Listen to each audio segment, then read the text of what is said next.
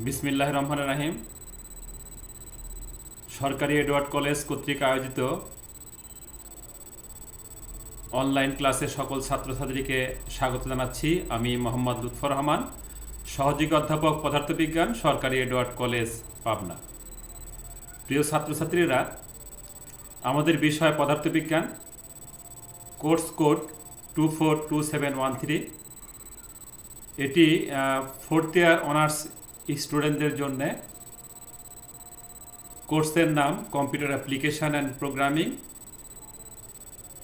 এই সাবজেক্টের এটি প্রথম লেকচার এবং প্রথম চ্যাপ্টার থেকে আমরা পড়াচ্ছি। লেকচারের শিরোনাম অবজেক্ট ওরিয়েন্টেড ডেভেলপমেন্ট থিম।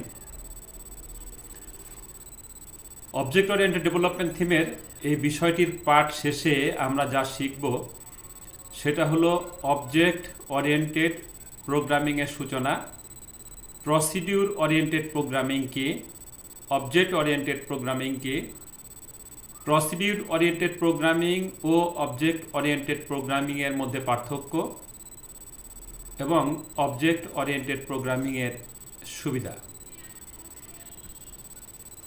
প্রিয় ছাত্রছাত্রীরা, অবজেক্ট ওরিয়েন্টেড প্রোগ্রামিং কিভাবে সূচনা হলো সেটা নিয়ে আমরা কথা বলবো। কম্পিউটার আবিষ্কারের পর থেকেই তা দিয়ে বিভিন্ন প্রোগ্রামিং ভাষা গবেষণা ও উন্নয়নমূলক কাজ চলছে। Modular programming, top down programming, bottom up programming উল্লেখযোগ্য কয়েকটি প্রোগ্রামিং পদ্ধতি। সকল প্রোগ্রামিং পদ্ধতির মূল উদ্দেশ্য সহজে সমস্যা সমাধানের জন্য প্রোগ্রাম তৈরি করা।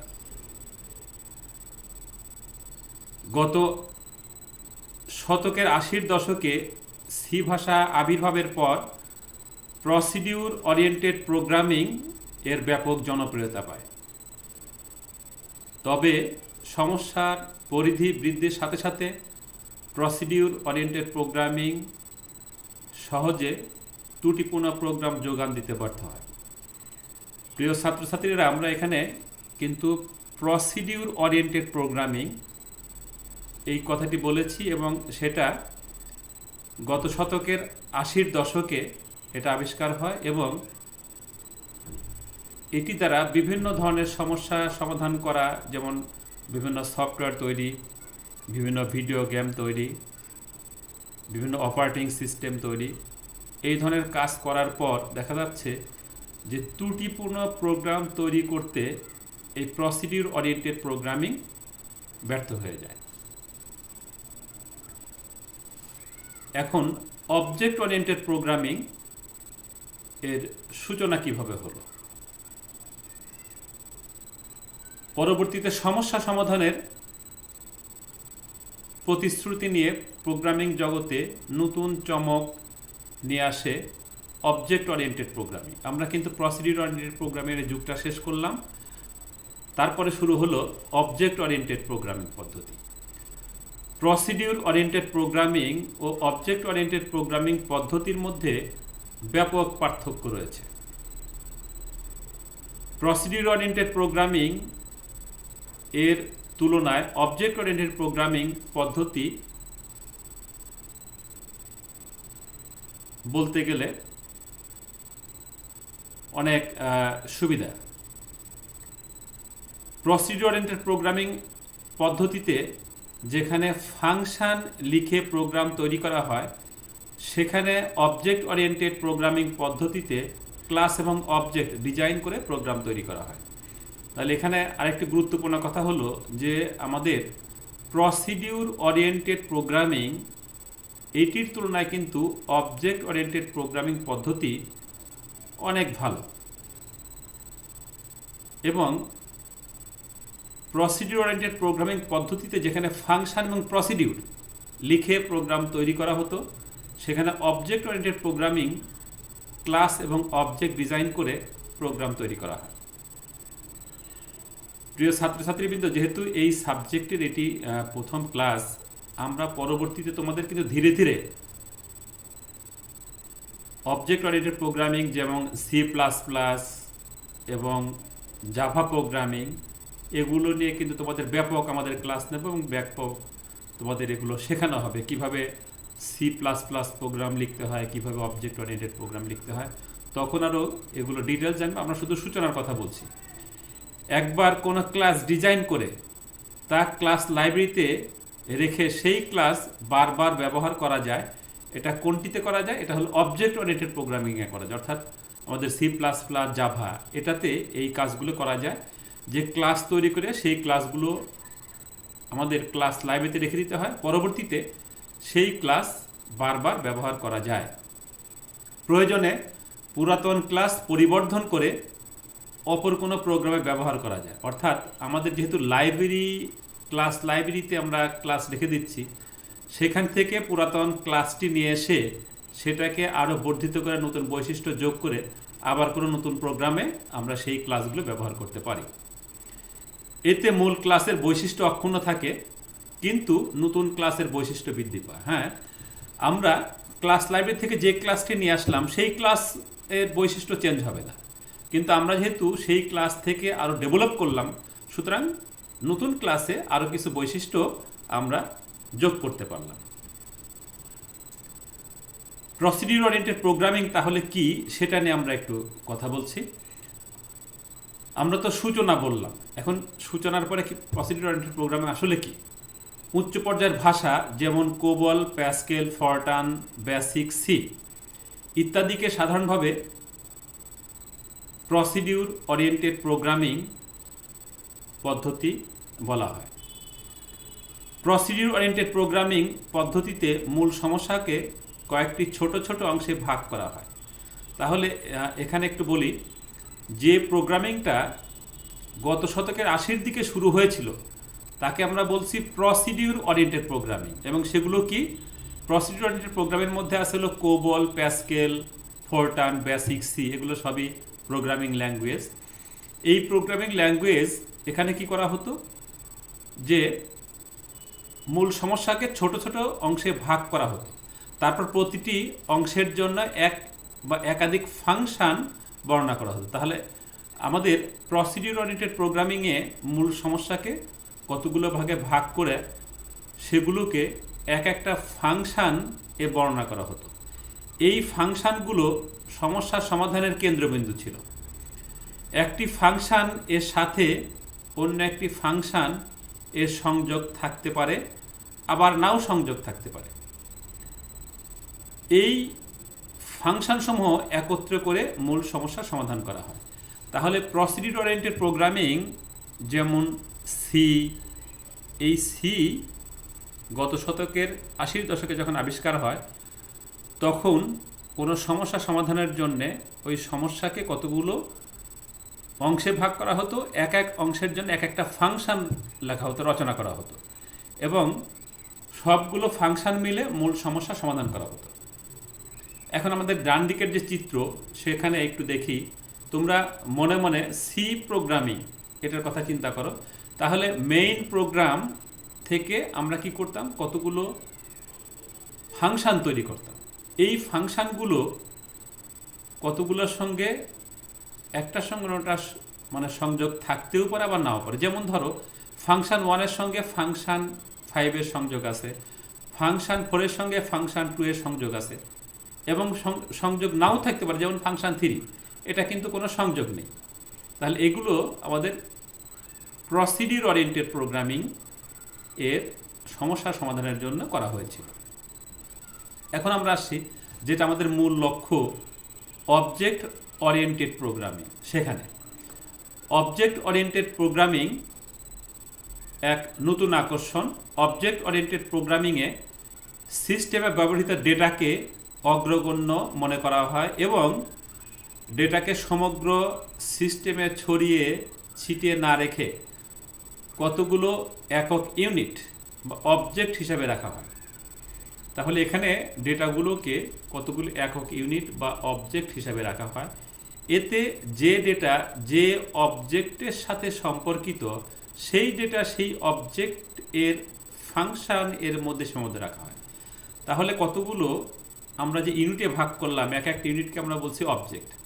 তাহলে এই অবজেক্ট এর সাথে সম্পর্কিত আমরা কতগুলো ফাংশন তৈরি করলাম, এবং যে ডাটা যে অবজেক্টের সঙ্গে সম্পর্কিত সে অবজেক্টের মধ্যে থাকবে এবং সেই অবজেক্ট থেকে ওই ফাংশনের মধ্যে রাখা হবে। ফলে সংশ্লিষ্ট অবজেক্ট এর বাহিরে অন্য কোনো ফাংশন দ্বারা ডেটা পরিবর্তনের সম্ভাবনা থাকে না। তার মানে কি? মানে হচ্ছে যে আমরা অবজেক্টের জন্য যে ফাংশন রচনা করলাম, ওই অবজেক্টের বাহিরে অন্য কোনো ফাংশন দ্বারা অবজেক্টের ভিতরে যে ডেটা আছে সেই ডেটা পরিবর্তনের কোনো সম্ভাবনা থাকে না। প্রোগ্রামিং জগতে অবজেক্ট ওরিয়েন্টেড প্রোগ্রামিং পদ্ধতিতে সমস্যাকে কতগুলো ক্ষুদ্র ক্ষুদ্র অংশে ভাগ করা হয়, এরূপ প্রতিটি অংশকে এক একটি অবজেক্ট বলা হয়। একটি গুরুত্বপূর্ণ ব্যাপার যে আমরা অবজেক্ট ওরিয়েন্টেড প্রোগ্রামিং পদ্ধতিতে সমস্যাগুলোকে কতগুলো ক্ষুদ্র ক্ষুদ্র অংশে ভাগ করি, এবং এই ক্ষুদ্র ক্ষুদ্র যে অংশ ভাগ করা হয় এর এক একটি অংশকে বলা হচ্ছে এক একটি অবজেক্ট। তাহলে আমরা পাশের চিত্রটা যদি একটি খেয়াল করি, এখানে আমরা সমস্যাকে কী করলাম, কতগুলো ক্ষুদ্র ক্ষুদ্র অংশে ভাগ করলাম এবং এই ক্ষুদ্র ক্ষুদ্র অংশ এক একটি অবজেক্টে পরিণত হলো। এখন এক একটি অবজেক্টের মধ্যে দেখো চিত্রে কি আছে, যে এখানে অবজেক্ট এ এবং অবজেক্ট বি আছে।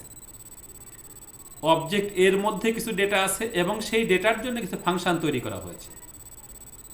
অবজেক্ট বি এর মধ্যে কিছু ডেটা আছে এবং সেই ডাটার জন্য একটা ফাংশন তৈরি করা হয়েছে। এখন যে ডেটার জন্য যে ফাংশন, সেই ফাংশন সেই ডেটাকেই ডিল করবে, এই ফাংশন অন্য ডেটাকে কিন্তু ডিল করতে পারবে না। এখন দেখো অবজেক্ট সি এর মধ্যে একটি ফাংশন আছে। এই অবজেক্ট সি এর মধ্যে যে ফাংশন, সেই ফাংশন অবজেক্ট সি এর ডেটাকে কিন্তু নিয়ন্ত্রণ করবে। এখানে ফাংশনগুলোর মধ্যে কিন্তু সম্পর্ক থাকতে পারে, কিন্তু একটা অবজেক্টের যে ফাংশন এবং যে ডেটা, ডেটা এবং ফাংশন এটা কিন্তু বাইরে যাচ্ছে না। ফলে কোনো ফাংশন দ্বারা অন্য কোনো অবজেক্টের ডেটাকে কিন্তু নিয়ন্ত্রণ করতে পারবে না। তার মানে হলো কি, যে এ অবজেক্টের যে ফাংশন, সেই ফাংশন কিন্তু বি এর ডেটাকে নিয়ন্ত্রণ করতে পারবে না। অনুরূপভাবে সি অবজেক্টের যে ফাংশন, সেই ফাংশন কিন্তু এ এর ডেটাকে নিয়ন্ত্রণ করতে পারবে না। তাহলে আমাদের ডেটা এখানে সুরক্ষিত থাকে। এখন আমরা আসি অবজেক্ট ওরিয়েন্টেড প্রোগ্রামিং এবং প্রসিডিউর ওরিয়েন্টেড প্রোগ্রামিং। তাহলে আমরা কিন্তু তোমাদের অবজেক্ট ওরিয়েন্টেড প্রোগ্রামের কথা বলেছি, প্রসিডিউর ওরিয়েন্টেড প্রোগ্রামের কথা বলেছি। আমাদের মোটামুটি অবজেক্ট ওরিয়েন্টেড প্রোগ্রামিং এটাই কিন্তু আসলে লক্ষ্য। এই লক্ষ্যকে সামনে রেখে আমরা এখন আসলে পুরাতন যে প্রোগ্রামিং, যেটাকে আমরা বলছি প্রসিডিউর ওরিয়েন্টেড প্রোগ্রামিং, আর আমাদের নতুন যেটা আমরা করতে যাচ্ছি সেটা হলো অবজেক্ট ওরিয়েন্টেড প্রোগ্রামিং। এই দুটার মধ্যে কি পার্থক্য সেটা আমরা এখন কথা বলবো। মূল প্রোগ্রামকে, অর্থাৎ প্রসিডিউর ওরিয়েন্টেড প্রোগ্রামিং, যেটাকে আমরা পিওপি প্রসিডিউর ওরিয়েন্টেড প্রোগ্রামিং, এটার মূল প্রোগ্রামকে ফাংশনের ভিত্তিতে ছোট ছোট অংশে ভাগ করা হয়। আর অবজেক্ট ওরিয়েন্টেড প্রোগ্রামিংয়ে মূল প্রোগ্রামকে সমস্যার ভিত্তিতে কতগুলো ছোট ছোট অবজেক্টে ভাগ করা হয়। তাহলে আগেরটাতে বলেছি আমরা ছোট ছোট অংশে ভাগ করে ফাংশনের ভিত্তিতে ভাগ করলাম, আর আমরা এখানে অবজেক্টে ভাগ করলাম। Procedure oriented programming parameter passing এবং অপারেটিং সিস্টেম এর মাধ্যমে প্রোগ্রামের অংশগুলোর মধ্যে সংযোগ স্থাপন করা হয়। আর অবজেক্ট ওরিয়েন্টেড প্রোগ্রামিংয়ে অবজেক্ট এবং ফাংশনগুলোর মধ্যে মেসেজ পাসিংয়ের মাধ্যমে অবজেক্টগুলোর মধ্যে সংযোগ স্থাপন করা হয়। তাহলে এই জিনিসটা দেখো যে আমাদের মানে প্রোগ্রামের অংশগুলোর মধ্যে সংযোগ স্থাপন করা হয় প্রসিডিউর ওরিয়েন্টেড প্রোগ্রামিংয়ে প্যারামিটার পাসিং এবং অপারেটিং সিস্টেমের মাধ্যমে। আর এখানে অবজেক্টগুলোর মধ্যে যে সংযোগ স্থাপন করা হয় সেটা হলো মেসেজ পাসিংয়ের মাধ্যমে। প্রিয় ছাত্রছাত্রীরা, নিশ্চয়ই তোমরা এই টার্মটি ক্লিয়ার হয়েছ। আমরা প্রসিডিউর ওরিয়েন্টেড প্রোগ্রামিং এর প্রতিটি ফাংশন এর ডেটা আলাদা থাকে, আর অবজেক্ট ওরিয়েন্টেড প্রোগ্রামিংয়ে প্রতিটি অবজেক্টের ডেটা এবং ফাংশন একটি একক ইউনিট হিসাবে থাকে। তাহলে প্রসিডিউর অবজেক্ট ওরিয়েন্টেড প্রোগ্রামিং যেটা, সেটাতে আমাদের অবজেক্টের ডেটা এবং ফাংশন এটি একটি একক ইউনিট হিসাবে থাকে, মনে রাখবে এটা। আমরা আবার আসছি, প্রসিডিউর ওরিয়েন্টেড প্রোগ্রামিং প্রোগ্রামের ডেটা অপেক্ষা ফাংশন এর অধিক গুরুত্ব দেওয়া হয়, আর অবজেক্ট ওরিয়েন্টেড প্রোগ্রামিংয়ে প্রোগ্রামে ফাংশন অপেক্ষা ডেটার অধিক গুরুত্ব দেওয়া হয়। প্রসিডিউর ওরিয়েন্টেড প্রোগ্রামিংয়ে বেশিরভাগ ফাংশন গ্লোবাল ডেটা ব্যবহার করে, আর অবজেক্ট ওরিয়েন্টেড প্রোগ্রামিংয়ে প্রতিটি অবজেক্ট নিজ নিজ ডেটা নিয়ন্ত্রণ করে। প্রসিডিউর ওরিয়েন্টেড প্রোগ্রামিংয়ে একই ডেটা এক ফাংশন থেকে অপর ফাংশনে স্থানান্তরিত হতে পারে। অবজেক্ট ওরিয়েন্টেড প্রোগ্রামিংয়ে ডেটা এক অবজেক্ট থেকে অপর অবজেক্টে স্থানান্তরিত হতে পারে না। প্রসিডিউর ওরিয়েন্টেড প্রোগ্রামিং এ ডেটা গোপন করার কোনো কার্যকরী উপায় নেই। অবজেক্ট ওরিয়েন্টেড প্রোগ্রামিংয়ে ডেটা গোপন রাখা যায়, ফলে বহিস্থ কোনো ফাংশন দ্বারা অ্যাক্সেস করা যায় না। তার মানে হলো যে আমরা ডেটাকে হাইড করে রাখতে পারি, যেখানে অন্য কোনো ফাংশন এই ডেটাকে অ্যাক্সেস করতে পারবে না। প্রসিডিউর ওরিয়েন্টেড প্রোগ্রামিং পদ্ধতিতে সাধারণ নিয়মে এক ফাংশন অন্য ফাংশনের সাথে সংযোগ রক্ষা করে, আর অবজেক্ট ওরিয়েন্টেড প্রোগ্রামিংয়ে মেসেজ পাসিংয়ের মাধ্যমে এক অবজেক্ট অন্য অবজেক্টের সঙ্গে সংযোগ রক্ষা করে। প্রসিডিউর ওরিয়েন্টেড প্রোগ্রামিং পদ্ধতিতে প্রয়োজনে যে কোনো সময় প্রোগ্রামে অতিরিক্ত ডেটা বা ফাংশন যোগ করা যায় না। এর জন্য পুরো প্রোগ্রাম পরিবর্তন করতে হতে পারে। আর অবজেক্ট ওরিয়েন্টেড প্রোগ্রামিংয়ে প্রয়োজনে সহজে অতিরিক্ত ডেটা এবং ফাংশন যোগ করা যায়, এজন্য পুরো প্রোগ্রাম পরিবর্তন করতে হয় না। এটা বড় ধরনের একটা সুবিধা। প্রসিডিউর ওরিয়েন্টেড প্রোগ্রামিং পদ্ধতিতে প্রোগ্রামে নতুন ডেটা যোগ করার সময় ব্যবহারকারীকে নিশ্চিত হতে হয় যে তা ফাংশন কর্তৃক অনুমোদিত, অর্থাৎ ফাংশন সেটার উপরে কাজ করতে পারবে, এটা মনে করা হয়। অবজেক্ট ওরিয়েন্টেড প্রোগ্রামিংয়ে একটি অবজেক্ট অপর একটি অবজেক্ট এর কোনো মেম্বার অ্যাক্সেস করতে পারবে কিনা তা মেসেজ পাসিংয়ের মাধ্যমে নিশ্চিত হতে হয়। প্রসিডিউর ওরিয়েন্টেড প্রোগ্রাম ডিজাইনে টপ ডাউন পদ্ধতি অনুসরণ করা হয়, আর অবজেক্ট ওরিয়েন্টেড প্রোগ্রামিংয়ে প্রোগ্রাম ডিজাইনে বটম আপ পদ্ধতি অনুসরণ করা হয়। প্রসিডিউর ওরিয়েন্টেড প্রোগ্রামিং এর উদাহরণ হলো প্যাসকেল, ফরটান, সি ইত্যাদি। এই যে প্যাসকেল, ফরটান, সি এগুলো হচ্ছে প্রসিডিউর ওরিয়েন্টেড প্রোগ্রামিং। আর অবজেক্ট ওরিয়েন্টেড প্রোগ্রামিংয়ের উদাহরণ হলো সি প্লাস প্লাস, জাভা ইত্যাদি। প্রিয় ছাত্রছাত্রীরা, আমরা তোমাদেরকে এই সাবজেক্টে কিন্তু সি প্লাস প্লাস এবং জাভা এগুলো একদম শেখানো হবে। আমরা এখন আসছি যে অবজেক্ট ওরিয়েন্টেড প্রোগ্রামিং যেটা আমাদের আসলে টার্গেট, এইটার সুবিধা কী কী।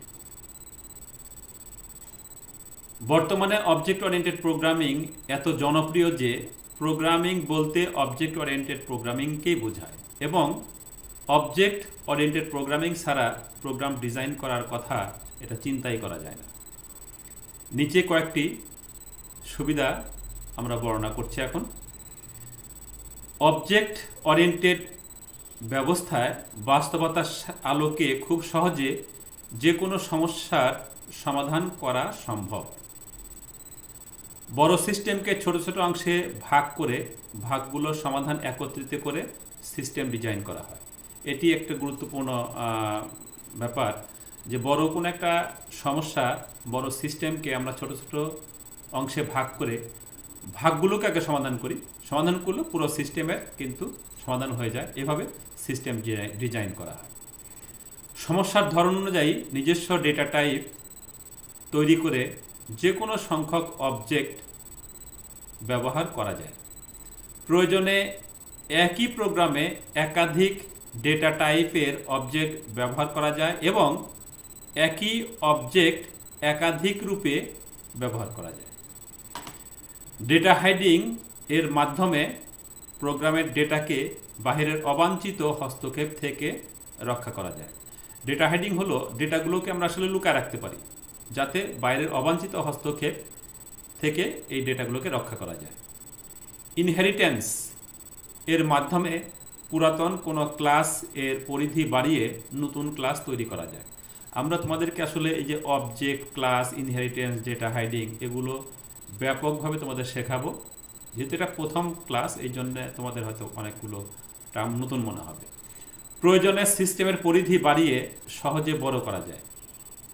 মাল্টিপল প্রোগ্রামার সিস্টেমে প্রোগ্রাম ডিজাইন করা যায়। এই লাইনটি হলো যে একটা প্রবলেম সলভ করতে আমরা অনেকগুলো প্রোগ্রামার একসঙ্গে কাজ করতে পারে এবং সেই কাজগুলোকে আবার একসাথে করে পুরো প্রবলেমটাকে সলভ করা যায়। প্রিয় ছাত্রছাত্রীবৃন্দ, আমরা যে আজকে যে সাবজেক্টটি সূচনা করলাম, তোমাদের এটি বুঝতে যদি কোনো সমস্যা হয়ে থাকে তাহলে তোমরা আমার সঙ্গে যোগাযোগ করবে এবং তোমাদের এগুলো নিয়ে প্রবলেম সলভ করে আবার তোমাদের অনলাইনে এটা দিয়ে দেওয়া হবে। তো সবাইকে ধন্যবাদ জানিয়ে আজকের এই লেকচার এখানেই শেষ করছি। খোদা হাফেজ।